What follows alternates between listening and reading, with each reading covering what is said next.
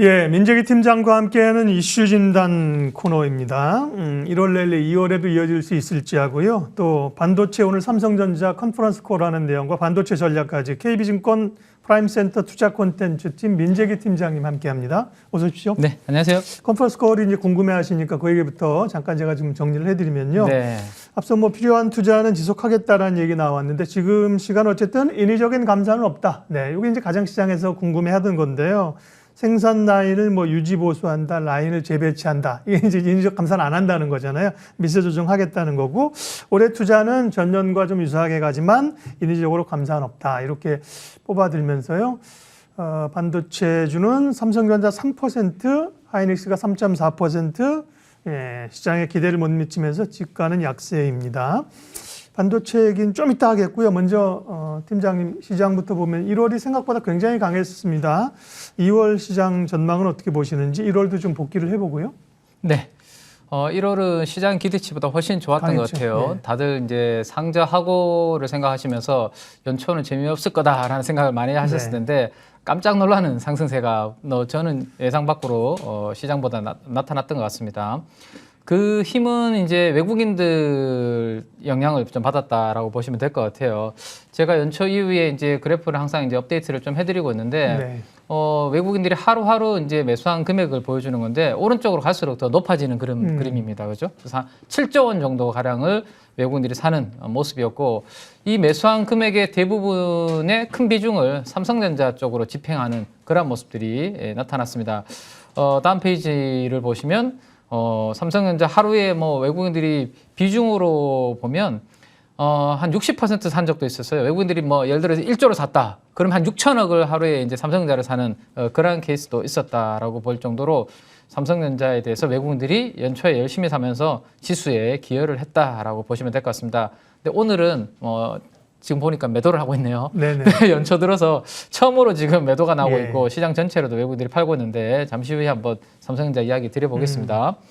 자, 그 다음에 이제 봐야 되는 부분들이 최근에 그래서 이제 외국인들이 열심히 샀는데 2월 달에는 외국인들이 매매 동향이 상당히 시장에 영향을 많이 줄 것 같은데 어떻게 될 건지 그 부분에 대해서 이제 고민이 많으실 겁니다. 그래서 연초부터 외국인들이 코스피 내에서 순매수 금액 상위 종목들을 한번 보면 제가 많이 산 금액 위주로 한번 이렇게 표를 하나 만들어 왔는데요. 삼성전자 2조 6천억 샀고 카카오뱅크까지 이렇게 꾸준하게 산 종목들이 있습니다. 근데 이들 종목들은 작년 한 해 개인 투자들이 가장 많이 샀던 종목들이고 기관과 외국인들은 빈집이었던 종목들입니다. 근데 원래 연초에는 외국인들이 이 신총 상위 종목들 좀 빈집인 종목들을 많이 사면서 다음 페이지 외국인 순매수 상위 종목 좀 보여주세요.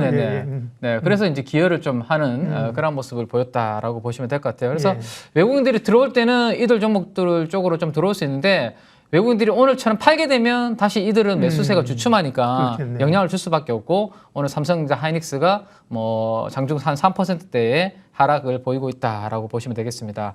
자, 그러면 외국인들의 매수세가 2월 달에도 좀 이어질지 그런 부분들에 대해서 이제 한번 봐야 되는데 지금 보고 계시는 그래프는 짙은 색 그램이 뭐냐면요. 미국과 유럽의 성장률 차이라고 보시면 될 것 같습니다. 그러니까 그래프가 위로 올라가면 유럽 대비해서 미국의 성장률이 좀 좋은, 상당하게 높은 구간. 그러면 당연히 이제 미국의 달러가 강세를 보이는 구간이 되겠죠. 그래서, 가는 선을 보시면 같이 올라가는 방향이고, 최근의 그림을 보시면 미국 대비 유럽의 성장률이 생각했던 것보다 조금 견조하게 올라오면서 최근에는 달러도 같이 약한 그림, 유로화는 지금 보시는 그림처럼 강한 그림 이렇게 진행이 되고 있다. 위에 페이지 한 번만 더 보여주시면 지금 말씀하신 것처럼 앞에 페이지요.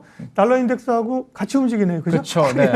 연동성이 딱 보입니다. 그래서 유럽의 성장률과 미국의 경제 성장률의 격차에 따라서 이 달러가 연동을 되는 그러한 그림으로 보시면 되고 그 다음 페이지는 그래서 유로화가 최근에 강세를 보이면서 달러는 약했고 외국인들이 자금들이 신흥국 쪽으로 많이 들어오는 그런 그림으로 이해를 하시면 될 것 같아요. 자, 근데 문제는 그 다음 페이지인데요. 이 페이지를 보시면 2015년도부터 지금까지의 그림인데 외국인들이 우리 시장에서 차지하는 거래 비중인데요. 코로나 이후로 많이 하락을 했다가 예. 점진적으로 회복을 했고 작년도 7월 달부터 외국인들이 급격하게 우리나라 이제 주식 비중을 늘리기 시작했죠. 근데 최근에 30% 가깝게 비중이 올라오면서 예전 고점 수준까지 다시 지금 올라온 그러한 그림이다라면 2월 달에 지금보다 1월보다 더욱더 공격적으로 수급에 대해서 추가적으로 뭔가 기대하기는 조금 제한적이지 않을까 뭐 그런 부분들 한번 생각을 해보시면 될 것 같습니다. 네. 자, 그러면 이제 수급도 그렇다면 밸류에이션도 우리가 한번 봐야 되겠죠. 그렇죠. 네, 밸류에이션 뭐 플레이도 좀 했던 부분들도 있는 것 같아요. 우리나라 증시가 작년 하반기만 하더라도 검은색 그래프 실선을 보시면 한 9배, 8배 정도 수준이었습니다. 밸류에이션이. 네. 예. 지금으로부터 PER, 12개월 후, 네, PER 거죠? 기준으로. 네. 근데 최근에 이익은 지금 노란색 그래프입니다. 많이 떨어지고 있죠. 앞으로 돈 못 벌 거야. 떨어지고 있는데 주가는 올라오다 보니까 예. PER이 13배 가깝게 지금 올라오고 있죠. 그러면 대한민국이라는 나라를 외국에서 바라봤을 때 네. 야, 싼 생각이 별로 이제 안 드는 거죠. 그죠? 밸류에이션 메리트가. 그러한 구간으로 좀 진입을 했다. 근데 PER은. 앞에 20년 뭐 네. 5월, 7월 이때는 그 PER 지표가 이익 지표보다 위쪽으로 한참 올라가 있던 구간도 있네요. 네네. 뭐 13배, 14배도 갈 수 있겠지만 네네. 지금 구간으로 봤을 때는 앞에 이제 유동성도 좀 풍부해지고 예. 우리가 주가는 실적 곱하기 PER 유동성이잖아요. 그렇죠. 근데 유동성이 제한적인 구간에서 실적이 뒷받침되지 못하면 주가가 여기서 2,500, 2,600을 아주 쉽게 돌파하기는 좀 제한적이지 않을까. 2월 달에는. 그때하고 좀 다르긴 하죠. 네네. 네. 그런 부분 한번 생각해 보시면 될 것 같고. 다만 PBR은 그래도 아직 0.9배밖에 안 되더라고요. 제가 어제 네. 그래프를 그려보니까. 네. PER로 보면 조금 부담스럽긴 한데 PBR은 0.78배에서 0.9배 정도 올라와서 조금 올라오긴 했지만 그래도 아직 1배 밑에 있다 정도 한번 참고해 보시면 되겠습니다. 요거는 제가 이제 좀 재밌는 그림으로 한번 그려봤는데요. 우리 CNN에서 항상 이제 보여주는 차트인데 네. 시장에 이제 참여자들이 얼마나 이제 공포에 빠져 있나 아니면 이제 탐욕에 빠져 있는지를 네. 보여주는 이제 공포 탐욕 지수인데 최근에 70을 넘어서면서 아주 많이 올라가요. 네, 시장이 좋아지니까 좀 탐욕에 이렇게 빠져 있는 낙관적으로 보시는 분들이 많다라고 보시면 되겠죠. 그전에 뭐 20m로 안 좋을 땐 그지만 그죠. 하셨어요. 얼마 전만 하더라도 예. 20, 15 막 맞아요. 이랬는데. 예. 근데 최근에 제가 이거를 S&P 500 지수랑 한번 작년도 시계열 가지고 그려봤고 S&P 지수랑 같이 한번 그려봤는데 그걸 한번 보여주시죠. 또 재밌는 그림 하나 그리셨네. 60 이상으로 넘어갔을 때랑 예. 작년도 S&P 단기 고점이랑 거의 동그라미로 제가 빨간색으로 표시를 해놨거든요. 네. 거의 일치, 뭐 정확하게 100%딱 맞아떨어지진 않지만 일치하는 그림을 볼 수가 있고 최근에 오른쪽을 보시면 70을 넘어섰다라고 제가 말씀드렸고 네. 그러면 이제 단기적으로 약간 쉬어갈 만한 과거에 요 그림만 그냥 심리적으로 참고만 해본다면 요 모습도 한번 2월 달에는 우리가 염두를 좀 해둬야 되지 않을까라는 거까지 한번 보여드리면 될 것 같고요. 네. 자, 그 다음에 이제 한때만 하더라도 우리 그 BOA 뱅크 오브 아메리카에서 이제 조사하는 글로벌 펀드 매니저들 대상으로 이제 이렇게 설문조사하는 게 있죠. 네. 그때 작년도 하반기에 현금 비중이 너무 많다라는 거죠. 다들 안 좋게 보니까 현금 비중이 너무 많았는데 지금 그래프 보시면 왼쪽은 이제 글로벌 주식형 펀드의 현금 비중이고 오른쪽은 우리 국내 액티브 펀드의 현금 비중인데 예. 최근에 증시가 올라오고 사다 보니까 주식을 사다 보니까 현금 비중이 많이 떨어져 있는 그런 모습 볼 수 있을 것 같아요. 그래서 수급적으로 국내 오른쪽도 마찬가지로 기관들도 제한적인 그림 보시면 될 것 같아요. 자, 그리고 또 하나 이제 재밌는 부분은 최근에 1월 달에 시장이 올라올 때 개인 투자분들은 인버스에다가 투자를 많이 하셨습니다. 하락 베팅했다는 거죠. 네네, 하락에 예. 베팅을 많이 예, 하셨습니다. 예. 그게 오른쪽에 빨간색 그림이라고 보시면 네. 되는데 그러면 개인 투자분들이 열심히 사시다가 참다 안 돼서 이제 인버스를 털기 시작하면 오히려 반대의 그림이 되지 않을까 싶어서 네. 제가 어제부터 이제 뭐 머니투데이 개장 방송에서도 이 이야기를 드리긴 했는데 좀 씁쓸하긴 하지만 살짝 꺾였죠 지금. 인버스에 투자하시는 분들이 오히려 인버스를 다시 팔기 시작했고 예. 이제 팔기 시작하니까 지수가 조정받으면서 인버스 ETF가 바닥에서 검은색 그림이 이제 올라오기 시작하는 네. 그런 그림도 좀 나타나고 있고 기관들이 이제 인버스로 관심이 없다가 어제부터 새롭게 담기 시작하는 왼쪽의 그림도 한번 보시면 될 것 같고요. 자, 마지막으로 이제 그 코덱스 레버리지입니다. 이거는 상승에 베팅하는 ETF지 그렇죠. 않습니까? 근데 최근에 보시면 기관들이 빨간색 그래프 열심히 사고 있었죠. 그리고 개인 투자들은 열심히 팔고 있었는데 여기에서도 약간 수급이 조금 바뀔 가능성이 엿보인다 정도 한번 보시면 될 것 같고요. 예. 외국인들도 마찬가지입니다. 외국인들도 열심히 사다가 어제부로 이제 레버리지 ETF를 살짝 줄이는 모습, 이런 모습들이 나타나고 있네요. 그래서 전체적으로 한번 보시면 2,500 이상에서 이렇게 뭐 우리 12개월 후 선행 뭐 PBR로 봤을 때 0.95배가 2,500대 초반이거든요. 네. 그러면 선행은 뭐 모르니까 그러면 우리 결산 기준으로 작년도 대비해서 우리가 PBR 1배 정도 수준은 2,498 정도 된다고 합니다. 그러면 2,500 정도가 뭔가 보이지 않는 마디지스로서 이제 작용을 하는 네, 거죠. 네. 그래서 이걸 돌파하기에는 앞에 말씀드렸던 그러한 부분들로 인해서 2월 달은 지수가 움직이기에는 외국인들 수급이 들어오지 않는 환경이라면 좀 제한적이지 않을까. 그러면 지금처럼 오늘처럼 좀 종목 장세, 재료주 네. 장세를 기대해야 네. 되지 않을까. 뭐 이렇게 결론은 좀 드릴 수 있을 것 같습니다. 그렇죠. 워낙 뭐 사실 1월에 오른 상황에서도 뭐 반도체가 물론 치고 나오고 금융주, 은행주 올랐지만 어떻게 보면 내부적으로는 계속 순환매가 돌았거든요. 네네네. 2월에도 그런 흐름들을 예측하셨고요.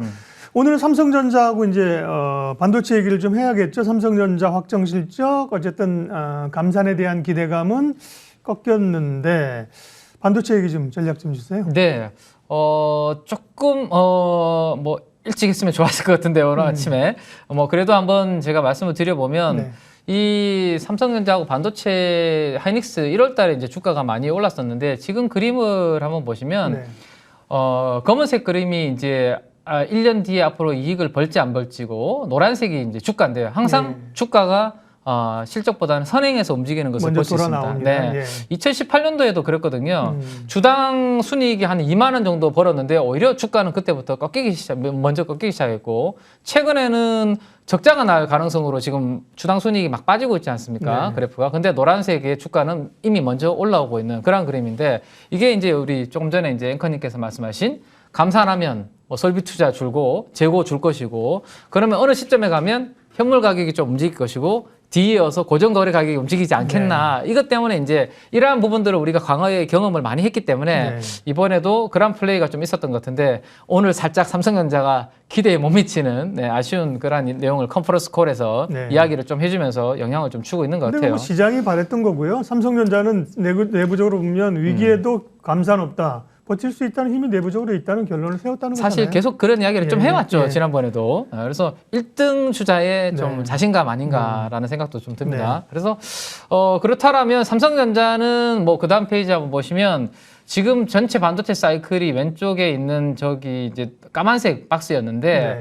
조금 생각보다 그러면 이제 3분기 정도가 반도체 메모리 사이클이 바닥이지 않을까라는 기대감에서 한 분기 정도가 그러면 이제 약간 지연될 수 있는 그런 부분들도 오늘 좀 시장에서 반영이 되고 있다라고 보셔야 될 것 같습니다. 예. 네. 그런 게 있고 자, 그러면 삼성전자와 하이닉스는 조금 오늘은 주가가 같이 연동돼서 움직이지만 저는 조금 차별화되지 않을까라는 생각을 가지고 있는데요. 일단 삼성전자는 메모리만 있는 게 아니죠. 예. 네, 오늘 파운드리 발표한 거 보면 최대 수주 파운드리 괜찮았더라고요. 네, 괜찮은 부분이 예. 있습니다. 그래서 삼성전자는 PBR 1배 지켜도 괜찮지 않을까라는 생각 해볼 수 있을 것 같고 최근에 5만 1,000원, 5만 2,000원은 딱 원래 PBR 1배에서 바닥을 찍고 턴을 했거든요. 네. 그래서 그런 부분들에 대해서 한번 차별화가 있을 것 같은데 문제는 하이닉스인 것 같습니다. 하이닉스는 적자가 지금 예상이 되고 있고 네, 그렇죠. 더 안 좋아질 수 있다는 이야기도 나오다 보니까 PBR 0.8배에서 0.9배 여기 박스권을 당분간은 염두를 해두셔야 되지 않을까 싶네요. 그래서 네. 주가 오늘 좀 빠지고 있는데 9만 원 위에서 뭐 더 강하게 올라가기는 단기적으로 쉽지 않을 것 같고 오히려 8만 원까지 떨어지면 다시 PBR 0.8배, 0.77배 최근에 저점 구간까지 떨어지니까 그때를 노리셔서 오히려 좀 사시고 싶었던 분들은 조정을 이용해서 사시는 전략. 어차피 사이클로 어차피 돌고 도니까요. 그렇게 대응하시면 어떨까라는 거 생각 말씀드릴 수 있을 것 같아요. 네, 민재기의 이슈 진단. 오늘은 시장 상황 2월 전략과 함께 반도체 이야기했습니다. KB증권 투자 콘텐츠팀 민재기 팀장님 함께했습니다. 고맙습니다. 네, 감사합니다.